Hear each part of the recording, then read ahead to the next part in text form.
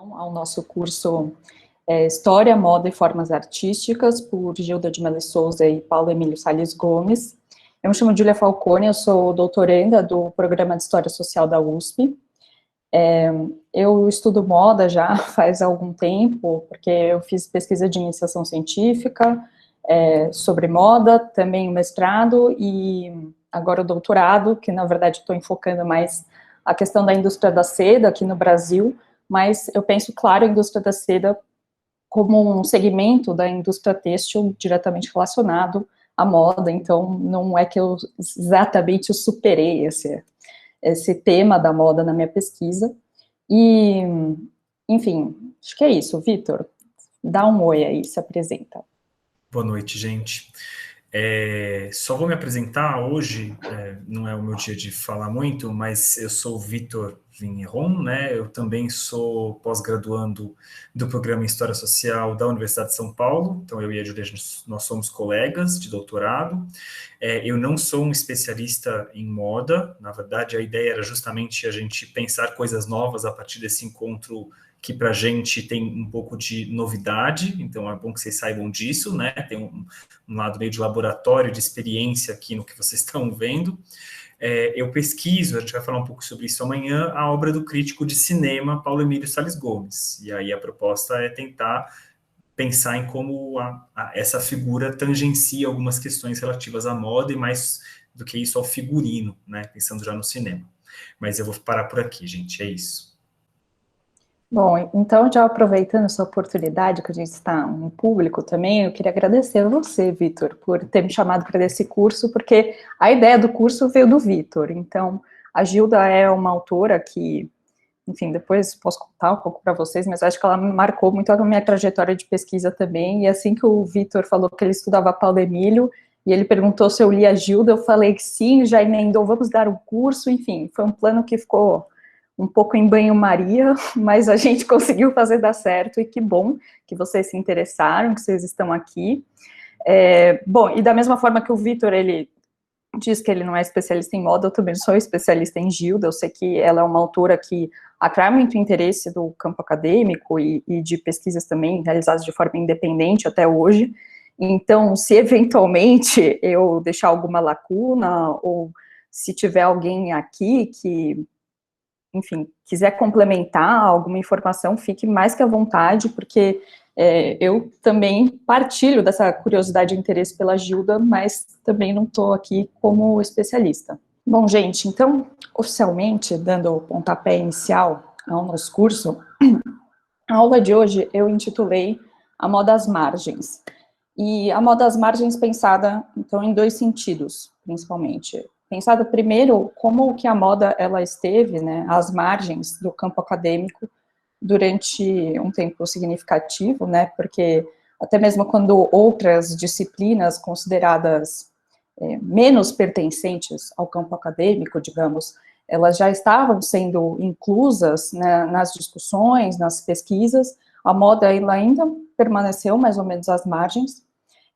mas também pensar essa margem como essa periferia do capitalismo em que a gente se encontra, que é o Brasil, e é o lugar a partir do qual a Gilda de Mello Souza estava pensando as relações sociais da moda. Como eu disse, a ideia desse curso era discutir, sobretudo, essa relação entre moda e formas artísticas, né? Então, para quem não lembra exatamente qual que é a estrutura do livro da Gilda, vou retomar aqui com vocês. Então, você tem o capítulo 1, que mira principalmente essa relação entre a arte e a moda, que é o que a gente vai discutir mais a fundo. Os capítulos 2 e 3, que chamam o antagonismo e a cultura feminina, em que ela está discutindo principalmente essa questão da oposição dialética entre os sexos. Percebam que ela sempre se refere ao conceito de sexos, não gênero, né, que eu acho que já é um marcador temporal interessante para a gente pensar essa obra. E os capítulos 4 e 5, em que ela fala da luta de classes e o mito da borralheira, em que ela trata principalmente da questão da distinção social. É claro que essas questões que ela aborda sobre a relação entre arte e moda no capítulo 1, não é que elas desaparecem nesses capítulos seguintes, mas esses capítulos seguintes, eles têm um objetivo mais específico, que é tratar dessas questões que a Gilda de Mello e Souza encara como de teor mais sociológico. E só retomando uma informação que eu não falei ainda, para quem também não, esse é o primeiro contato, talvez, com o Espírito das Roupas, esse livro, ele é fruto da tese de doutorado defendida pela Gilda em 1950, que ela publica na revista do Museu Paulista em 1951, e que é publicada só mais de 30 anos depois, em 1987, pela Companhia das Letras, e que é reeditada apenas em 2019. Então, durante muito tempo, quem queria adquirir esse livro, que apesar de ser um marco, né, no campo da moda no Brasil, a gente achava só em sebos, bibliotecas e, enfim, só agora que a gente tem essa edição nova, que inclusive eu não tenho, se alguém tiver, enfim, se tiver alguma novidade na edição, por favor, depois compartilhe, que eu quero saber. Bom, só mais algumas informações que eu acho que são legais a gente lembrar, que teve também, né, essa publicação do livro, quer dizer, a publicação da tese em 1951 teve uma mão do Sérgio Buarque de Holanda, foi ele que recomendou que a tese fosse publicada na revista do Museu Paulista, e é ele também quem ajuda a Gilda com a tradução de algumas obras que ela discute no Espírito das Roupas. E outra informação, um pouco mais esse cunho pessoal da Gilda e desse percurso da publicação e republicação do livro, é que uma das filhas dela, inclusive nossa professora do Departamento de História, a Laura de Mello e Souza, foi uma das figuras que insistiu bastante para que a Gilda publicasse o livro em 1987, e, enfim, a Gilda falava que era um livro antigo e que não tinha mais sentido o livro ser publicado 30 anos depois, e a Laura de Mello e Souza fala que não é um livro antigo, mas ele é precursor, no que eu concordo totalmente com ela, que, como, enfim, vocês devem saber, é uma das primeiras obras publicadas sobre moda aqui no Brasil. Na verdade, o Luiz André do Prado, que, enfim, é doutor em História Econômica, escreveu um artigo que está na nossa bibliografia, que é todo para discutir a relação entre a Gilda e a formação do campo da moda no Brasil. Ele aponta que, na verdade, a primeira obra mesmo no Brasil publicada sobre moda é de um jornalista maranhense que se chama 3 Séculos de Moda, e ele é o João Afonso do Nascimento, mas vejam que era realmente algo que estava bastante às margens não só da própria academia, né, porque esse primeiro trabalho de cunho mais acadêmico, ele é realizado, elaborado, pensado pela Gilda, aqui do Brasil, mas que mesmo na literatura mais de difusão, digamos, uma literatura que não segue mesmo esse rigor da pesquisa acadêmica, também não estava, assim, tão interessada ainda em moda aqui no Brasil. Então, vamos aqui à grande questão, que eu acho que marca essa discussão do Espírito das Roupas e da Gilda de Mello Souza, e a moda e formas artísticas, enfim. Lendo o Espírito das Roupas, e especialmente a introdução do primeiro capítulo, o que eu acho que mais se destaca é que dá para a gente fazer uma leitura por 2 vieses distintos da obra. Então, eu separei aqui 2 citações que eu acho que sintetizam bastante quais são essas 2 visões, que, na verdade, essa contradição entre esses 2 olhares não é necessariamente resolvido pela Gilda ao longo do livro. Na verdade, eu acho que essa contradição, ela, mais ou menos, ela se mantém, ela tá ali nas tramas do livro durante toda a sua escrita, mas que é interessante a gente notar como isso talvez não seja só um fruto dessa novidade do estudo da moda aqui no Brasil, mas também é algo que marca o próprio campo da moda, seja fora do Brasil, ou seja, mesmo aqui nesse campo novo, né? Então, essa, digamos, visão dúbia que a gente pode ter sobre a moda, tanto como aqui, né, como ela diz nessa primeira passagem, como uma sólida organização econômica, ou mesmo como um sistema autônomo, né, uma arte autônoma, que seriam coisas distintas, são visões que estão em disputa até hoje, acredito, e que o Espírito das Roupas dá pano para manga para a gente ler a partir desses 2 vieses. Bom, Eu vou ler essas duas situações para vocês, porque daí acho que fica mais claro do que é que eu estou falando. Essa primeira passagem, então, falando dessa sólida organização econômica, diz o seguinte: a moda poderia ter sido arte antes do advento da era industrial, que a transformou numa sólida organização econômica, numa organização do desperdício bastante característica de uma sociedade plutocrata. Vejam, então, que isso nos remete diretamente até anteriormente, né, a publicação da indústria cultural, do Adorno, mas nos remete a essa ideia de uma leitura crítica da indústria da moda e analisar como que a moda ela não seria mais uma arte, justamente por causa dessa introdução da moda num sistema de produção em massa. Então, não haveria mais essa arte desinteressada e a gente precisaria pensar sempre a moda nos termos da mercadoria e do capital. E a outra afirmação, por outro lado, diz o seguinte: foi inserindo o movimento entre os princípios estéticos definidores da moda que Cunnington, num de seus livros, procurou encará-la como arte autônoma que tenta, com a mesma dignidade das outras artes do espaço, solucionar problemas e ultrapassar dificuldades técnicas, encontrando para si uma linguagem própria. E essa ênfase aqui na linguagem própria é justamente a gente pensar como que a moda, especialmente a partir da publicação do Sistema da Moda, do Barthes, que eu vou discutir mais a fundo logo menos, é pensada como um sistema linguístico. E isso de ser pensada como sistema linguístico, de certa forma, desvincula a moda desse tecido social mais amplo, de pensar a moda como essa organização econômica, uma organização social, justamente porque ela seria uma reprodução refinada, digamos, desse sistema linguístico estético, que ele é autônomo e estruturado a partir de unidades estéticas básicas, que a Gilda, ela até cita pontualmente ao longo do capítulo, que é a forma, a cor, o tecido e a mobilidade. Bom, nisso, então, a gente pode ver que são duas leituras que são opostas, né, mas elas podem ser complementares também, porque e isso eu acho que é o que a Gilda faz ao longo do capítulo, eu espero que dê para mostrar como que esse é o esforço dela, então, em tentar criar essa estética sociológica, né, apesar de algumas outras obras, como especialmente a própria obra do Barthes, ela pode seguir uma linha um pouco mais, digamos, ortodoxa, num sentido de uma arte autônoma, ou outras obras, como a do Simmel, que seguem mais esse lado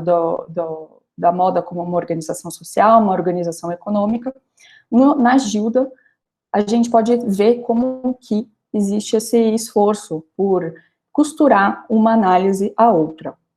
Então, a partir do diálogo entre a moda e outras formas artísticas que ela apresenta ao longo do capítulo, eu sugiro, então, que a gente faça esse percurso de identificar como que uma visão ou outra se faz predominante em relação a uma relação entre moda e uma dessas formas artísticas, ou como que elas, de fato, estão em diálogo. Mas antes da gente entrar propriamente nessa discussão sobre as formas artísticas, eu queria retomar a pergunta que a Gilda se faz logo na introdução do Espírito das Roupas, em que ela, enfim, citando de novo, é a moda uma arte? Pode haver quem considere de extrema futilidade essa pergunta. Como chamar de arte um fenômeno sensível às mais leves transformações do gosto, intimamente ligado às elites do dinheiro, manobrado livremente por meia dúzia de homens de talento, cujo mérito principal é conhecer a fraqueza humana e a fraqueza feminina em particular? Bom, vejam que aí já, de cara, a gente tem um problema posto pela Gilda que já responderia a arte primeiro, principal, quer dizer, a moda como aquela primeira visão predominante como uma organização social e econômica. Mas, ao mesmo tempo, em seguida, ela também discute como que o criador, na indústria da moda, né, o designer, como a gente poderia chamar atualmente, ele tem essa preocupação em pensar a forma, e como que fazer um vestuário é também enfrentar esse desafio do vencer o vazio para construir a forma, Então, vejam que eu acho que essa disputa, até entre esse sistema linguístico-estético e esse sistema econômico-social na moda, ele se faz ver nessa própria ação do criador de moda. Porque o criador de moda, ele, ao mesmo tempo que está preocupado com a forma, com a estética, ele também está preocupado com algo que é muito básico da indústria da moda, não só contemporânea, mas, enfim, quer dizer, contemporânea, contemporaníssima, mas que já vem de algum tempo, que é a busca pelo lucro. Então, eu acho que esse mesmo problema da disputa da visão da moda como um sistema estético-linguístico ou como um sistema econômico-social também se traduz nessa contradição do atuar do criador de moda entre a busca pela forma e a busca pelo lucro. Uma das primeiras relações pontuadas pela Gilda a partir da moda e com outra forma artística é justamente com a arquitetura. E, primeiramente, ela apresenta essa relação de uma forma mais formalista. Eu acho que o exemplo mais interessante que ela nos dá é de como as cartolas utilizadas pelos homens no século XIX se relacionam às chaminés das fábricas também, então, cada vez mais prolíferas, digamos, nas grandes cidades europeias, né? E é curioso que tem essa relação que ela até a Geist, que vê essa reprodução de formas, não só, então, da cartola e a chaminé, mas também da crinolina e as cúpulas das novas construções que estavam sendo pensadas principalmente na Europa.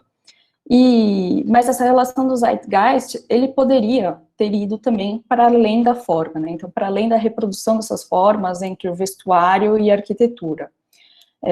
A relação entre a moda e a arquitetura, que enfatiza a Gilda de Melo Souza, ela é, sobretudo, então, do campo estético, e eu acho que a gente pode pensar, aqui no Brasil, por que isso ocorre, né? Porque na Europa a gente teria essa relação ainda mais profunda entre moda e arquitetura, pensando nas relações de consumo e como que existe essa ligação, então, íntima entre a arquitetura e a moda, justamente porque naquele momento que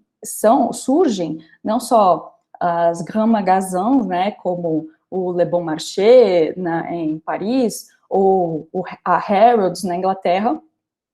mas também as passagens que ficaram famosas depois no livro do Walter Benjamin, e que aqui no Brasil a gente ainda não tinha esse mesmo tipo de sociabilidade moderna do consumo nessas novas catedrais do consumo, né? E como que isso acaba passando batido, né, nesse trecho que a Gilda de Melo Souza está discutindo a moda e a arquitetura, e que tem, então, esse exemplo mais paradigmático nos conhecidas como as reformas haussmannianas do final do século XIX em Paris, em que, enfim, como vocês devem saber, durante o Segundo Império, houve toda uma remodelação da cidade de Paris, e uma das pérolas desse novo projeto arquitetônico eram justamente essas grandes lojas, as catedrais de consumo, e que foram discutidas até pelo Émile Zola, no Bonheur des Dames, A Felicidade das Damas, e que ele discute de uma forma um pouco até, acho que beira a misoginia ali, discutindo como as mulheres estão muito deslumbradas por esses novos lugares do consumo, e como que isso, de fato, consome até psicologicamente essas mulheres, essas personagens. E, enfim, e aqui no Brasil, a Gilda, ela não avança até o século XX para ver essa nova forma de sociabilidade moderna, que eu acho que tem a sua consolidação mais paradigmática, não o Mapping Stores, que foi inaugurado em 1913, que era a reprodução aqui na periferia de todas essas grands magasins que estão em jogo lá na Europa, justamente porque era aquele momento que a gente ainda estava consumindo de uma outra forma, né? Então, por mais que a gente se aproximasse esteticamente e tivesse esse consumo, essa relação do consumo com aqui no Brasil, principalmente com a moda francesa, a gente não estava consumindo da mesma forma que na moda francesa, né? Só para finalizar, eu queria trazer uma passagem, quer dizer, um excerto de uma das passagens que o Benjamin traz no livro das passagens, que, enfim, não sei se vocês conhecem essa obra, mas é uma obra que é deliciosa de ser lida e relida. Na verdade, acho que não dá para simplesmente ler tudo de uma vez, porque é um trabalho realmente muito, muito extenso. Ele pegou várias fontes do século XIX e depois o editor teve que, enfim, porque o Benjamin preparou esse livro no final da vida dele, nos anos 30, e depois o editor teve que selecionar, rearranjar essas passagens de acordo com os grandes temas que estavam ali nesse texto que ficou conhecido também como Paris, capital do século XIX, e um desses capítulos é justamente dedicado à moda. E nesse capítulo dedicado à moda, uma desses excertos, dessas fontes do século XIX que o Benjamin seleciona, diz o seguinte: é uma loucura que a moda francesa da época da Revolução e do Primeiro Império imitasse o mundo grego com roupas talhadas e costuradas à maneira moderna. E aqui no Brasil, talvez seja justamente o contrário disso, né? É uma loucura como a moda brasileira imita a moda francesa, então a gente importava tecidos e tinha toda essa busca por estilos parisienses, e, enfim, que chegavam aqui por meio de periódicos femininos, revistas, mas que a gente produzia essas roupas à maneira pré-moderna, então a gente precisava levar em costureiras, e era tudo mais ou menos feito sob medida, principalmente quando se trata desses vestuários mais elaborados. Sobre a moda e as artes plásticas, por outro lado, a Gilda, ela avança já no século XX, o que dá um pano para manga para umas relações mais refinadas de análise, e eu acho que é muito curioso como ela teve esse faro para detectar algumas desses pontos-chave da relação entre a arte e a moda. Como eu já disse, tem todo o problema do criador de moda como um problema que ele até é paralelo ao problema do criador de arte, porque, querendo ou não, esses criadores, fosse de arte, fosse de moda, eles precisam também gerar algum tipo de retorno financeiro quando inseridos já no sistema capitalista mais refinado. Mas existem outras duas questões que eu também acho que são muito interessantes e que a Gilda já nos apresenta. Bom, vou ler de novo o trechinho dela. Ainda agora, vemos a indústria têxtil norte-americana arregimentar em torno de certas firmas, como a Onondaga Silk Company e a Scalamandré Silk Corporation, conhecidos nomes da pintura. A mulher poderá, assim, atar ao pescoço uma echarpe fantasmal de Salvador Dalí, ou deixar correr sobre o seu corpo os fogosos cavalinhos de De Quirico, assustado pela voz do oráculo. E vejam aqui que curioso que a gente tem justamente esses mesmos autores que produziram capas para a revista Vogue, que, enfim, essa é a revista de moda, e como a Gilda, ela também, assim, pensem que ela está se referindo ao século XIX, escrevendo no século XX, e que ela já detecta esse problema da comoditização da arte pela moda, ou seja, a produção de mercadorias em que são estampadas as obras de arte, como uma peça fundamental para esse movimento de circulação e consumo da arte, que já não tem mais esse mesmo valor simbólico se ele fica restrito ao espaço doméstico, e por isso que nesse momento de realmente expansão da vida urbana, a arte ela precisa ser levada à rua, e a forma que ela é levada à rua é justamente por meio das mercadorias. Vou trazer um outro trechinho aqui da Gilda, que eu acho que ela discute muito bem essa relação entre o interior e o exterior, que é o seguinte: o quadro que compramos e que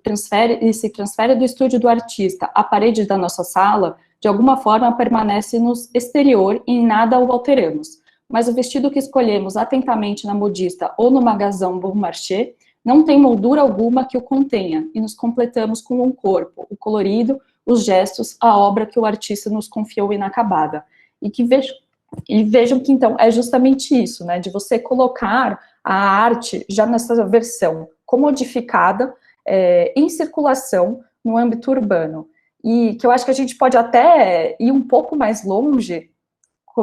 correndo o risco de ser um pouco anacrônico, e relacionar isso até com o que o Bourdieu trata como uma relação de distinção social. Então, em termos muito amplos, o que o Bourdieu traz enfim, famosíssimo livro dele da distinção, mas em outros escritos também que ele discute esse conceito, é essa ideia de que a distinção social, ela difere um pouco até daquilo que o Veblen, o Simmel, no final do século XIX, início do XX, tinham chamado de consumo conspícuo, que é essa ideia de um consumo que é ostensivo e que qualquer pessoa sabe decodificar e entender os símbolos que uma pessoa está portando, porque eles são realmente luxuosos, e isso é exposto, e isso é visível e claro aos olhos. Agora, em relação à distinção do Bourdieu, esses signos, eles são um pouco menos compreensíveis ao olhar destreinado, né? E eu acho que essa relação com a obra de arte, ela passa, e as mercadorias de moda passa justamente por isso, porque um olhar destreinado, como diz o Bourdieu, talvez não reconheça o valor simbólico e que se traduz num valor financeiro maior de uma bolsa que pode ter estampada uma certa obra de um certo artista em relação a uma mercadoria qualquer, uma mercadoria feita por essa mesma marca, sem esse valor simbólico a mais, né? Então, claro, aqui o Bourdieu, ele não foi lido pela Gilda, obviamente, mas eu acho que dá para a gente criar essa relação, que a Gilda, ela fala muito sobre o Veblen, sobre o Simmel, que se relacionam mais essa relação do consumo conspícuo, mas que essa questão da obra de arte, claro, se é uma obra de arte que já circula muito, a gente vai identificar que aquilo tem um potencial do consumo conspícuo. Mas se é uma obra de arte de um artista talvez menos conhecido, como muitas marcas de luxo fazem esse tipo de parceria atualmente, é algo que mais ligado a essa relação, então, da distinção social. E outra relação que eu acho que também a Gilda, ela teve muito o faro de captar sobre essa modernidade da moda com as artes, é justamente essa relação entre a moda, a arte e a publicidade, né? Então, como a publicidade, por vezes, se quer também como uma forma artística, e como a arte também acaba dependendo da publicidade para continuar a sua legitimação na sociedade. Então, pensem, por exemplo, em todo o marketing que vai atualmente em torno de uma exposição de arte, e que não é só o cartaz que a gente vê na rua, mas são todas aquelas outras mercadorias produzidas também a partir daquela exposição, e que fazem parte do jogo do que o que são as artes plásticas atualmente, né, e que acho que interferem diretamente até no funcionamento de museus, que todo museu tem que ter uma lojinha, e melhor ainda para um artista, se depois as suas obras vão se tornar, sei lá, uma borracha, um broche, uma bolsa, uma tote bag, eco bag, enfim. Então,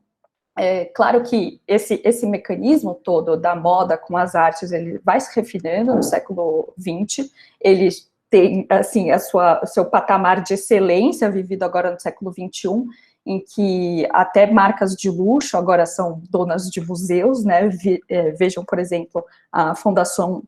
Louis Vuitton, que fica em Paris, e a gente tem também a Fundação Cartier, que é um dos museus de arte contemporânea lá em Paris. As próprias lojas de marcas de luxo agora, elas muitas vezes se transformam em galerias temporárias. Mas a Gilda, ela já, com os vestígios que ela tinha do século XIX, e olhando também para o século XX, soube já identificar isso como esse turning point da relação da moda com as artes. Bom, sobre moda e literatura, então, vou ler também de novo o trechinho dela, citando: é verdade que o panorama que teremos será sempre um pouco estático, e para completá-lo seremos obrigados a lançar mão das observações do sociólogo, das crônicas do jornal e principalmente do testemunho dos romancistas, cuja sensibilidade aguda capta melhor que ninguém, nos meios elegantes, o acordo da matéria com a forma, da roupa com o movimento, enfim, a perfeita simbiose em que a mulher vive com a moda. Aqui ela está falando do problema em quando você está analisando a moda e ter como fontes só essas fontes estáticas, né, como fotografias ou quadros, e como que a literatura, então, daria essa vida mesmo para as imagens de moda. Bom, eu acho que o grande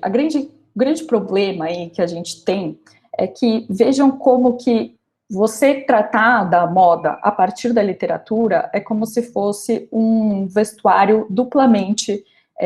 imaginado.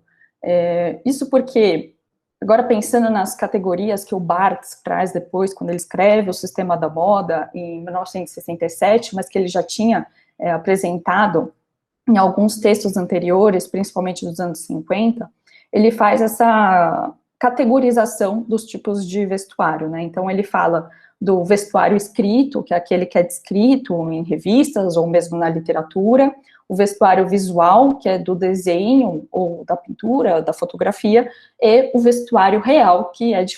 são de fato as roupas. E o que o Barthes diz é como que esse vestuário escrito, ele é sempre pensado, ele é sempre uma narrativa imaginada, seja na revista ou mesmo na literatura, né? E quando você está na literatura, tem essa camada a mais do imaginário, porque a roupa da literatura, na verdade, é um figurino. E se o figurino, ele é uma roupa imaginada, e depois a descrição dessa roupa imaginada é também algo que é parte de uma narrativa fictícia, então, você sempre enfrenta esse problema de ter que atravessar essas camadas da narrativa imaginada para chegar em uma fonte. Isso talvez não seja um problema para quem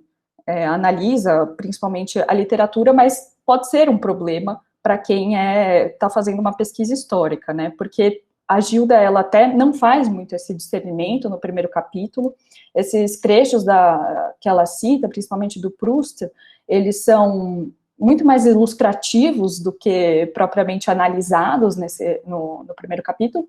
mas é algo a se pensar, que a gente deveria simplesmente, então, descartar a literatura como uma fonte de análise da moda, e bom, claro que não, até porque eu acho que o Espírito das Roupas consolida muito essa forma de análise da moda, principalmente do século XIX, a partir dos romances, e a Gilda não foi a única autora a fazer isso. Quando a gente pensa nos grandes autores franceses que discutiram a moda do final do XIX, na verdade, acho que é até uma linha de pesquisa já bastante consolidada na Europa, em pensar a moda a partir da literatura, mas eu acho que existem essas formas distintas de se tratar da literatura, né? Então, talvez não seja muito pela busca desse vestuário real, né, das práticas reais que envolvem a manufatura das roupas e da própria moda que esteja em jogo quando a gente está analisando a literatura, mas que formas de compreensão que cada sociedade tem da moda em cada período, né? E que isso é algo que a própria Gilda já traz nos capítulos seguintes, quando ela já mais ou menos cria comparações entre o Proust e o Balzac, entre Machado e José de Alencar. Então, claro, não dá para ser, não é uma fonte assim tão confiável, digamos, acho que a título de fazer um balanço aqui, talvez não seja a fonte imediata que um historiador possa recorrer para analisar a moda, mas é mais do que um floreio também, porque afinal de contas, se esses autores, eles são do século XIX e estão falando sobre moda, já é uma evidência também da relevância que a moda assume naquela sociedade. Acho que o exemplo máximo disso é o próprio Baudelaire, que infelizmente ele não aparece muito no Espírito das Roupas. Tem até uma entrevista com a Gilda, em que ela fala que o Baudelaire, enfim, transformou muito a leitura que ela tinha, principalmente da estética, porque ela já estava atuando como professora da cadeira de estética, mas ele já tinha essa concepção da moda como parte desse advento da modernidade. Os poemas dele mais famosos, eles, de certa forma, criam essa relação com o vestuário. Pensem naquele poema famosíssimo da Passante, enfim, infelizmente não estou com ele aqui aberto, mas depois vocês procurem, que é bastante interessante. A gente vê também essa agência que a moda tem no âmbito urbano, nessa nova sociedade do XIX, na Europa e que vem aqui para o Brasil um pouco mais tardiamente, com a nossa modernização acelerada e tardia do século XX, mas que chega aqui também. E como, enfim, a gente não precisava de toda a modernidade a todo vapor para já ter essas relações, né, entre a moda e a literatura, afinal de contas, Machado de Assis, já no alto do século XIX, já estava falando também aqui e ali sobre moda. E, por fim, e um dos trechos que eu acho mais bonitos da Gilda também é essa ênfase que ela dá à relação entre a moda e as artes rítmicas, pensando principalmente no movimento. E aí, eu acho que ela foi extraordinariamente vanguardista em pensar isso, porque, vejam, esse é um problema da relação entre a moda e o movimento, que é um problema chave até para a expografia de museus de moda atualmente, né? Porque uma roupa, assim como no poema do Baudelaire, da Passante, ela é pensada para ter movimento, para ser vestida, para se adaptar ao corpo, para moldar esse corpo. E quando, enfim, ela é só uma roupa num manequim, num cabide, no que quer que seja, essa roupa, ela perde um pouco dessa dimensão da relação que tem com o humano, com o corpo. E a Gilda, ela percebe essa questão do movimento como algo que é muito particular da moda como uma forma de arte. Então, uma pintura, por exemplo, não tem essa mesma necessidade do movimento, quer dizer, não tem necessidade do movimento nenhum, o movimento, ele inclusive é retratado de outra forma numa pintura. O movimento também não é algo que pode ser materializado, enfim, na literatura, é mais próximo do problema do espaço da arquitetura, mas ainda assim, a moda que é o movimento, porque é o corpo que circula, e que eu acho que até se relaciona com aquele outro trechinho que eu citei dela, que ela fala das peças de arte como mercadoria, né? Ou seja, quer dizer, as mercadorias que emprestam obras de arte. Nesse trecho, ela fala o seguinte, então: existem, porém, certas artes menores a que a moda se submete intimamente, com elas formando um todo único, são as artes rítmicas. Na verdade, é o movimento, a conquista do espaço, que distingue a moda das outras artes e a torna uma forma estética específica. Vejam aqui, eu acho que é importante a gente discernir, primeiro, que essa forma estética específica, ela já é um pouco distinta até daquela ideia de um sistema autônomo, né? Porque se ela está se relacionando com outras formas de arte, então não é necessariamente uma autonomia da moda, como seria se a gente pensasse no que ela depois chama de teoria estética da moda. E que tem essa relação com uma outra forma de arte que também está às margens, que são as artes rítmicas, e aqui a gente pode pensar, sobretudo, na dança. E acho que uma terceira camada dessa análise, que também é fundamental, é como que essas artes têxteis, né, já colocando como algo mais amplo do que não só a moda, então, a moda do vestuário, a moda do figurino e outras artes têxteis que, no geral, a relação com as artes rítmicas e a relação com as artes, né, consideradas femininas, e como que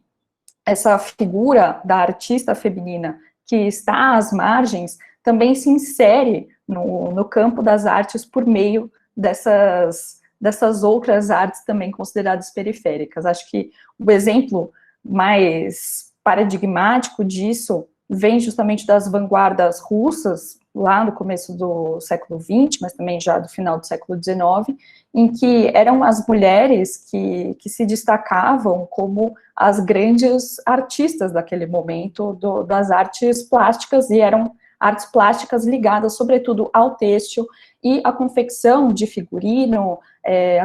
fosse do balé, fosse do teatro. Então, como que todas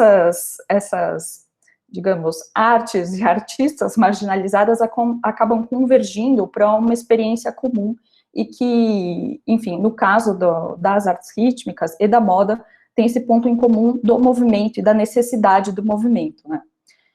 Bom, gente, na verdade, eu acho que é isso que eu tinha para falar, porque agora eu queria mais ouvir o que vocês têm para discutir, mas, enfim, Obrigada por me ouvir. Acabou sendo uma fala meio curtinha, talvez um pouco bagunçada. Afinal de contas, é a primeira vez que eu estou falando tanto tempo durante a Gilda, então vamos debater, que acho que vai ser mais frutífero do que eu só continuar falando. E aqui as referências para quem quiser.